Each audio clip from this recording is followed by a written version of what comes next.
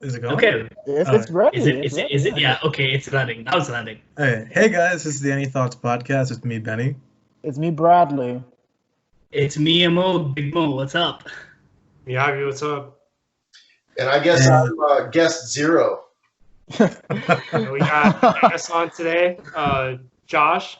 So we have a pretty interesting topic to talk about. Topics. Yes, we So, do. want to introduce yourself, Josh? Yeah, I, without getting too far into any professional affiliation, so I'm able to behave as I normally would without any traits of appropriateness. I am Josh, and I know Iverson, and I'm a fan and a frequent watcher of the podcast, so I'm glad to be here. Thanks for having me, guys. No, anytime, Josh. Anytime a fan on. First of all, who loved episode 1, 2, and 3? Like, please introduce me to them so I can fucking guillotine them.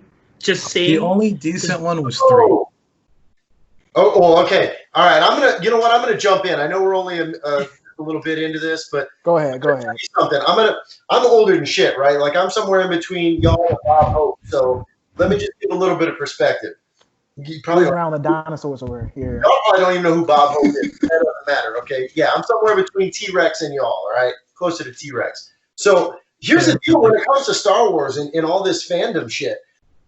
Is that once upon a time, and for a good portion of my life, there were 3 Star Wars movies. 3, right? 4, 5, and 6. Yeah, but they weren't 4, 5, and 6 then. Like, if you were to ask somebody, like, oh, what episode is Star Wars? They wouldn't know.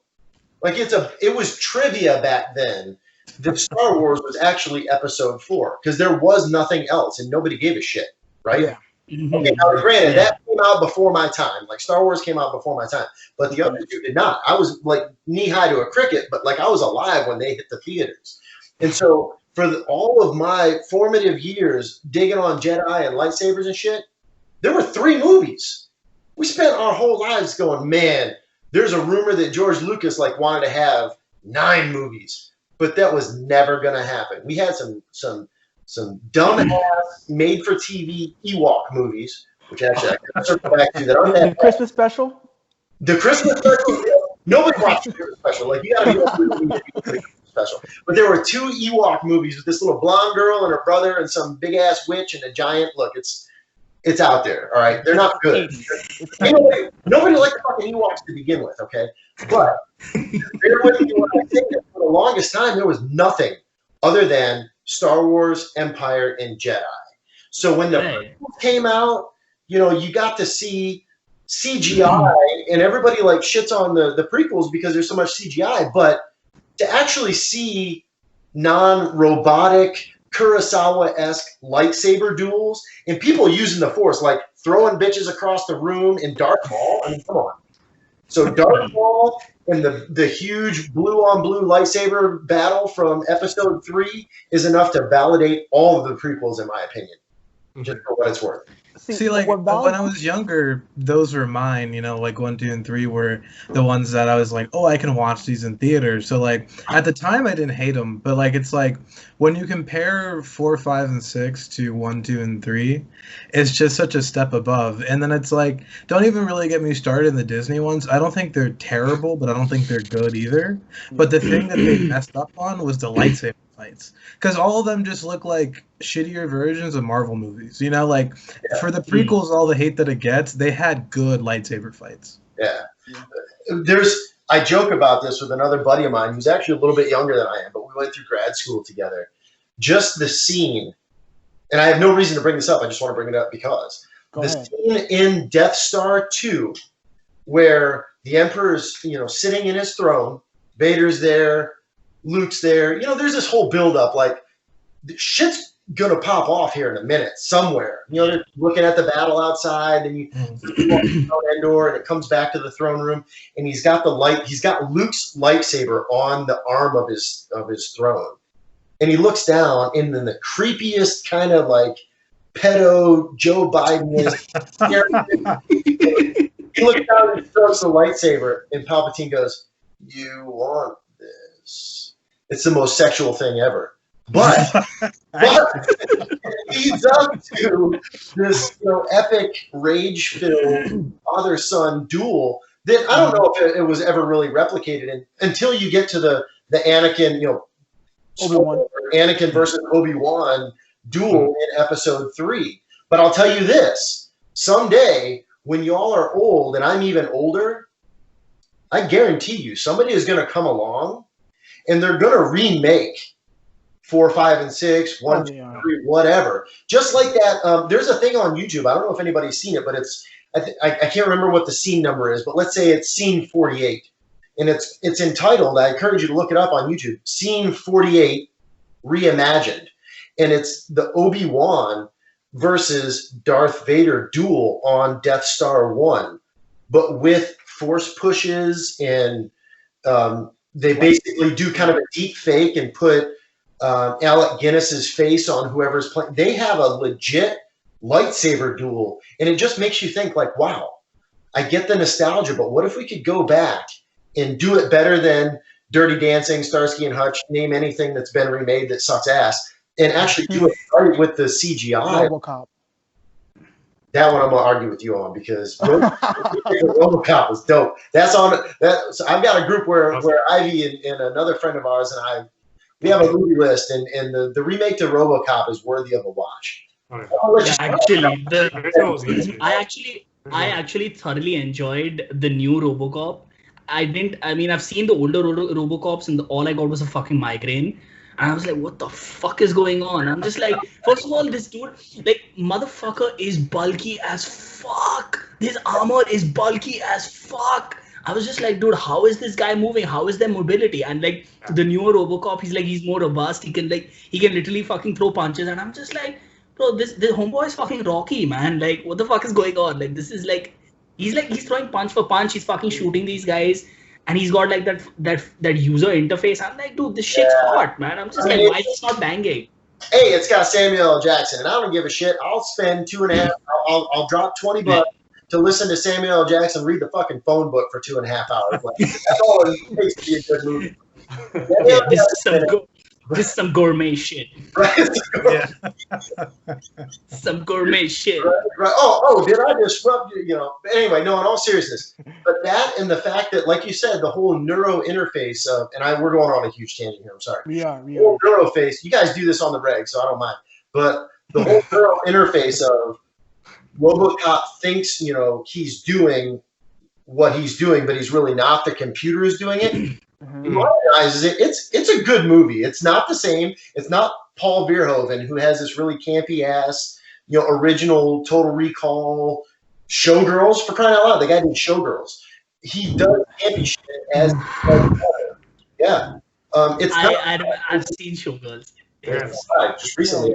I'm not gonna lie to you. See, what makes the original Robocop to me better than the newest one, because all the social commentary, you can still apply that for today about how capitalism can just take over people, and you can look at who we have as a president and see, well, the reason why I like the original Robocop over the newer Robocop is, begin the ideas behind it of how capitalism, if not kept under control by the government, can really ruin a society. And I think that's very applicable to where we're at today.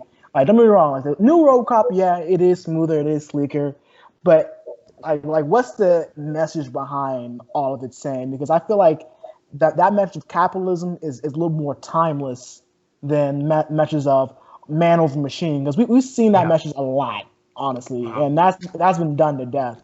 But something like Robocop, taking the idea of, let's not look at the man versus machine debate. Let's look at this company has taken over and trying to privatize the police.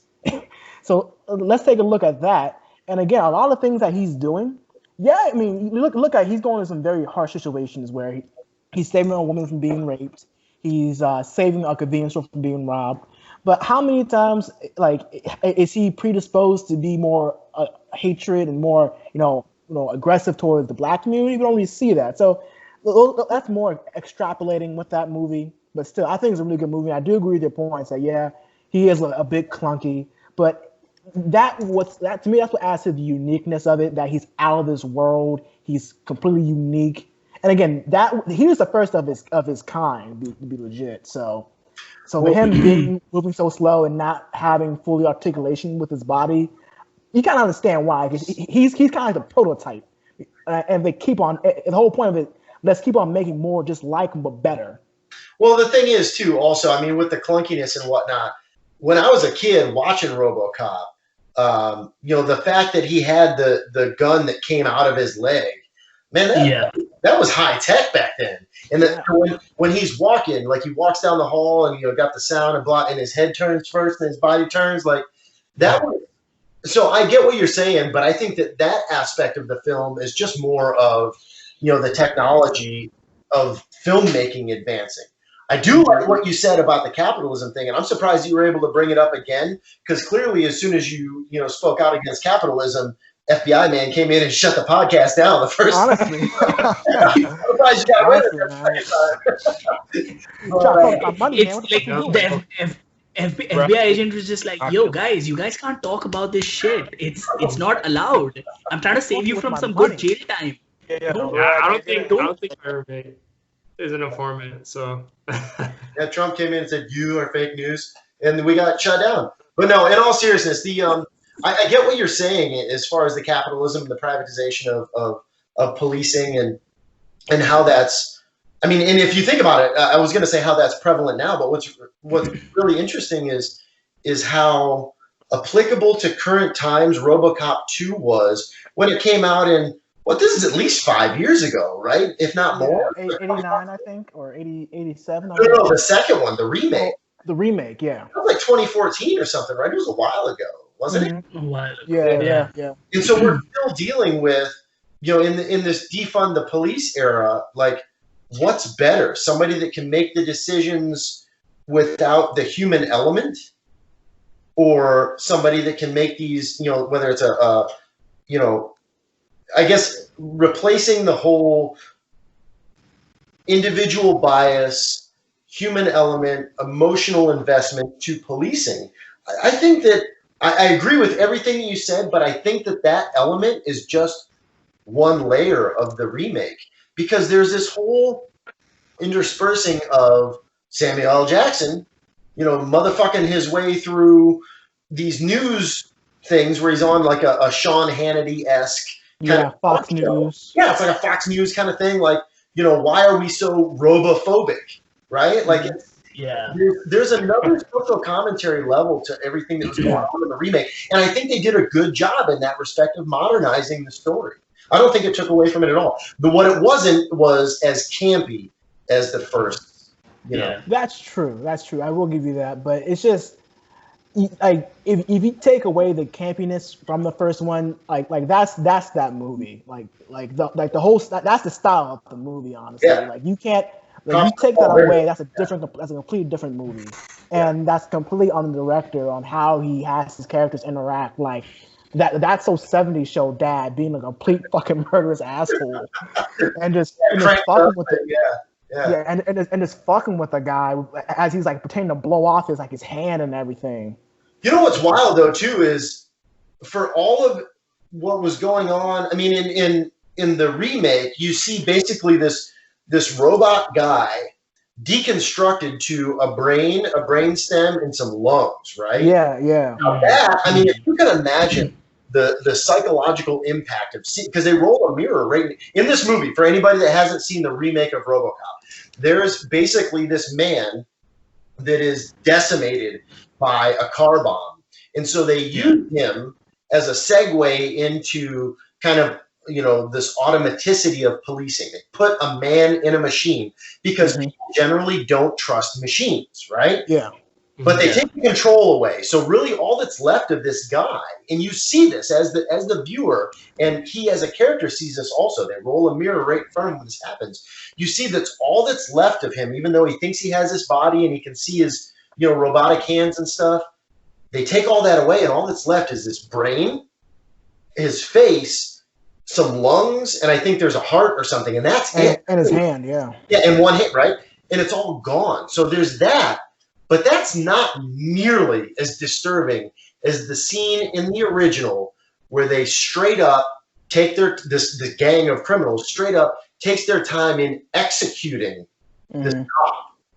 Yeah. And they torture him and kill him. And it's in an 80s movie, Dutch director style that just simply would not get an R rating today. I think that'd be an NC-17 movie today. Honestly, it would be because it's just the simple fact that they're laughing in glee. They're pretend like they're saying some really like fucked up shit to him as he's like dying. What was this? There's even before they really get to the whole torture part, they basically unload on this cop that's got body armor on with a bunch of shotguns, and he's just there. He's like screaming, and they're blowing him apart, and it's crazy. And then they get to like blowing his hand off and shooting him. Like it's crazy. It's wild, and it's funny because whenever I hear the arguments, I'm going to just interject a little bit of personal stuff. Whenever I hear the arguments about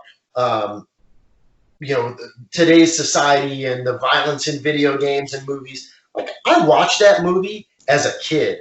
I wasn't even in middle school yet. And I didn't think, I remember thinking like, oh man, that's fucked up. Like when I was 10 years old or whatever, right? When I watched it, on VHS. Y'all don't know this, but this is like a plastic tape that's got some magnetic. I know what VHS is. I know what VHS is. All right. I know We're not VHS is. We're not that young either. We're not that young either.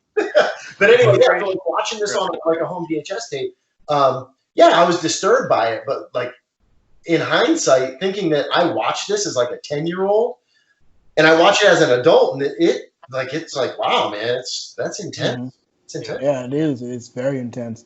But I guess to get back on, I think just like I think this is like a transition to another like thing, which I think one movie which really made an impact on me was Terminator, the one which James Cameron directed, the first one.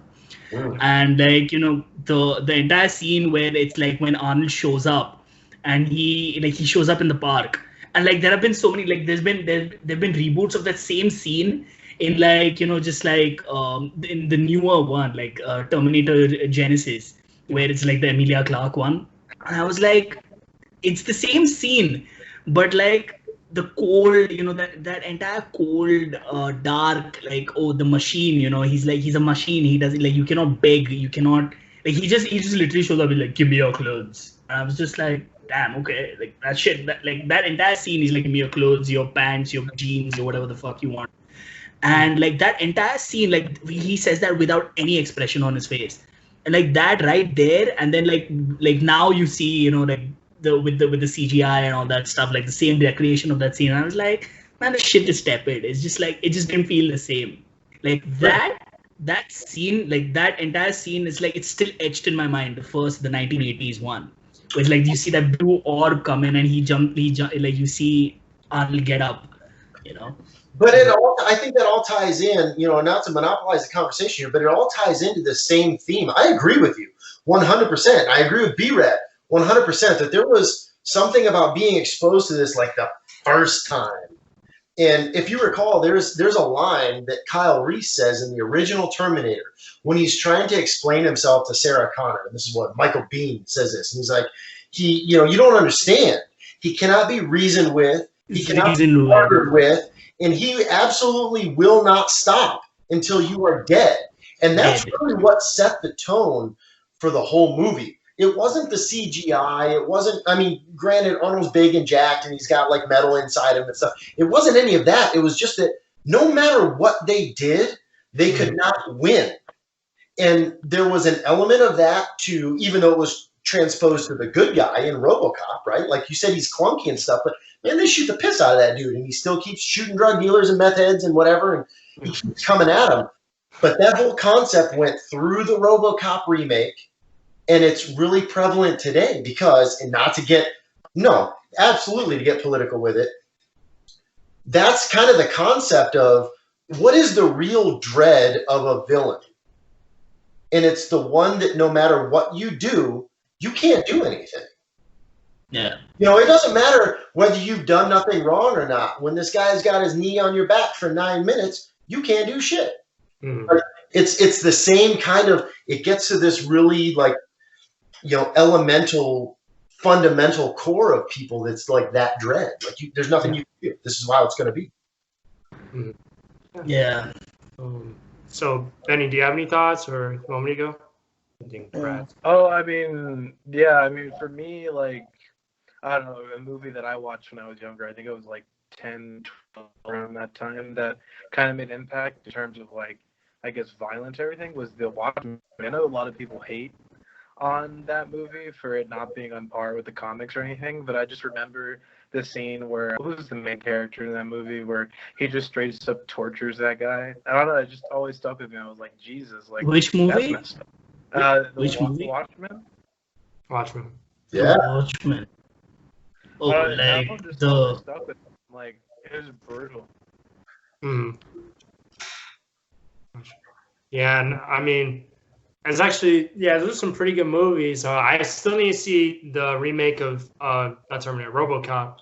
But I remember just from off the top of my head, one movie that really impacted me. Man, I mean, I obviously I've always loved the Dark Knight series. Oh yeah. That and when they were out on Netflix, it's actually funny because I was like rewatching them in order, and I saw the first one, and then I was watching the main one with Heath Ledger, Dark Knight. And literally, I was 3/4 done with the movie, and then I stopped, and I'm like, I'll finish it like tomorrow. And Netflix took it off the very next day. So, but honestly, like those movies, I just love like personally, the movies that really stick out to me, and even the shows too that really stick out to me, are those where the characters just have like a backstory that can really like kind of just like dig into your soul a little bit. And I don't know, like that, I mean, just the story, just of Batman and just the way they portrayed it, and even with the villains and all that, that was always a movie that like really stuck out to me more than like any superhero movie I've ever watched. I don't really know. To it. That brings like, since you mentioned, it's like, the characters that stick out. It's have any of you all seen American Psycho, the one with Christian Bale? Yeah, of course. Oof, man, That's it's just really like here's the thing, like when I was watching, I was like, there were certain things which like start sticking out. Like it's like he just shoots the fuel tank of that patrol car and it just explodes. And I was like, man, that doesn't happen. Like that doesn't happen in real life. And then like I said it out loud, and my friend was like, "Why do you think it's real life?" And then it got me thinking. I was like, "Fucking shit, dude! This guy is literally he's actually in his own mind. Like all this is happening in his own mind. That's when it hits you that this dude's a mental patient. Like he's delusional as fuck. Like, and at the end of the day, like Jared Leto's not even dead. Like he didn't even kill him. He just like in his thoughts he killed him, but he didn't really kill him. And like that." And another parallel, weird but strange parallel, was Shutter Island. Yeah, it's that's like another good one, man. Sorry, that's another good one. I gotta tell you, just real quick about Shutter Island. I don't know if y'all remember this, but they played that damn preview so many times. Like every time I go to the movies a lot. Like obviously I'm a cinephile. I love going to the movies.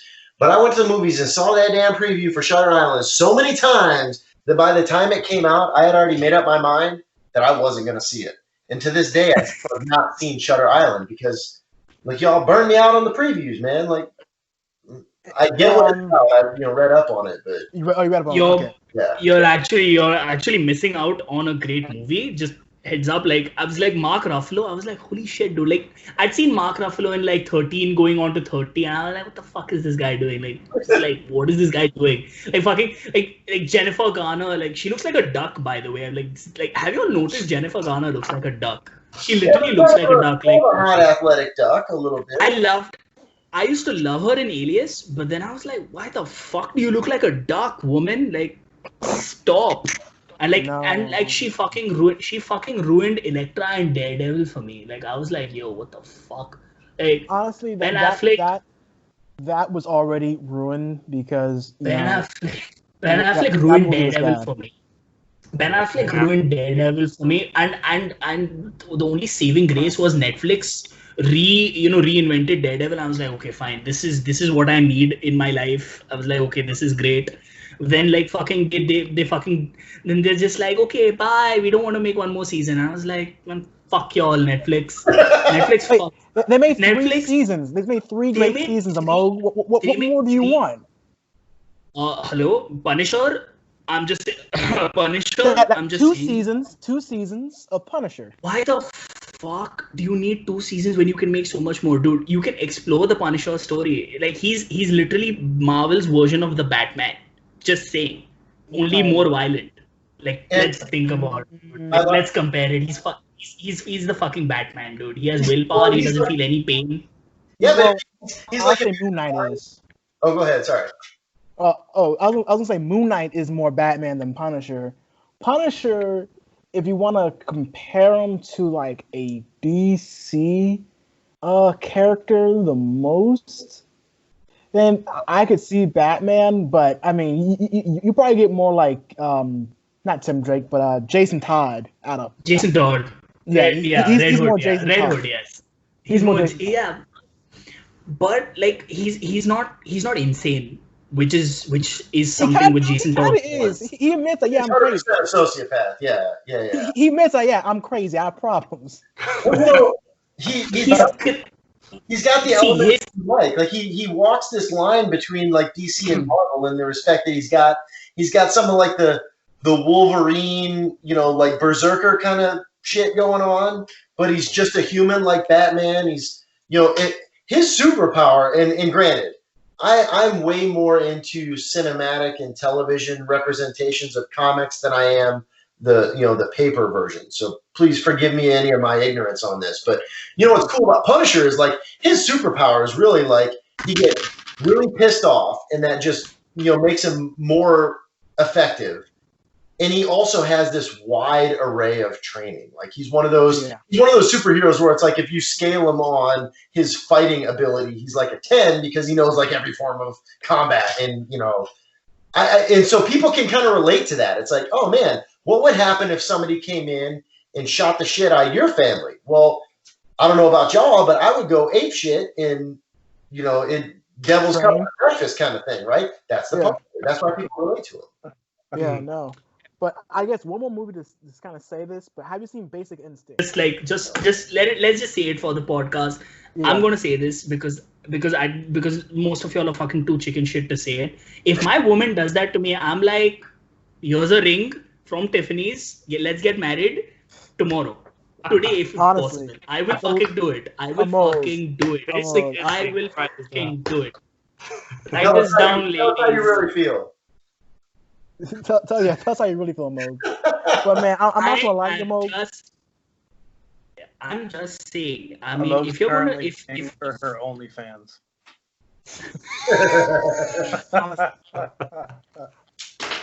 Oh man, he went there. Honestly, man, Moog, the line that always gets me in that movie is, man, your head's so fucked up in the magna cum laude pussy. I'm just like, yeah, that's true. Called Action Jackson. Have you seen this movie? I've heard of it. Oh, dude, yeah, dude, I've heard of this movie. Isn't like Action Jackson? Isn't like this? It is like this black cop, if I'm not mistaken. Oh, I gotta be a black thing. No. The cop is an African American cop. If I'm not. But no, yeah, he's a black cop in Detroit. It's kind of like the renegade guy. Dude's got to stop. If you could take, like the epic, high five handshake. Schwarzenegger, Dutch, with what's his name in Predator, You talk about right. If you could take all of that guy and put him in a suit and tie and put him in the lead role, that's Action Jackson. I'm telling you, it's dope. It's got one of Prince's girls in it. It's a legit 80s action movie. Shit blows up. There's one-liners. There's titties. Like, wow. But like, if you really want to talk about Sharon Stone, you can't talk about Sharon Stone without talking about Total Recall. Arnold Schwarzenegger's wife in Total fucking Recall, guys. I'm just saying. Yeah, but they've like, I was just like, I've seen Total Recall way too many times, and like Arnold's entire like his like, Arnold. I think Arnold had like, I think throughout the 80s he had like this really weird face going on, like. Anytime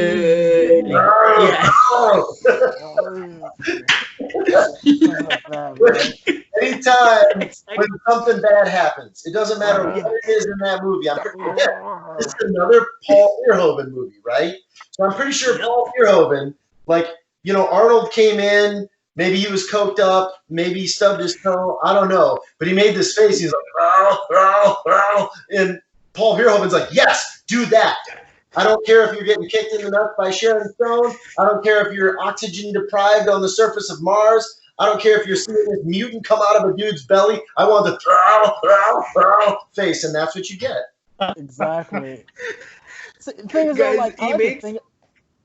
He No, makes the same go on. face.